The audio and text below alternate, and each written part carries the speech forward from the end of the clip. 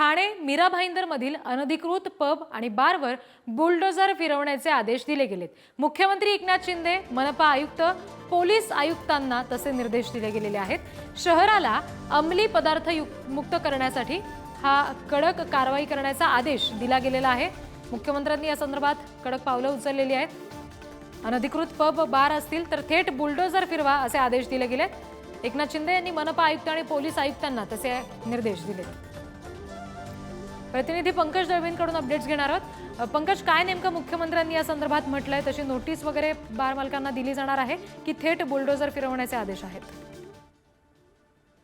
मुख्यमंत्र्यांनी आज नवी मुंबई, मीरा भाईंदर आणि ठाणे या दोन्ही महानगरपालिकांच्या आयुक्तांना आदेश दिलेले आहेत की त्यांनी जे त्यांच्या भागामध्ये अनधिकृत पब्स आणि बार्स आहेत त्याचे अनधिकृत बांधकाम आहे त्याच्यावरती व्हिडिओ चालवा, पण या भागामध्ये अंमली पदार्थांचा विळखा मोठ्या प्रमाणात असल्याचं ते सांगितलं जाते आणि घटना समोर आहेत, त्यामुळे ही कारवाई करण्याचे आदेश देण्यात आलेले आहेत। पंकज, धन्यवाद दिलेल्या माहितीसाठी। मुख्यमंत्री एकनाथ शिंदे यांनी मनपा आयुक्त आणि पोलीस आयुक्तांना निर्देश दिलेले आहेत।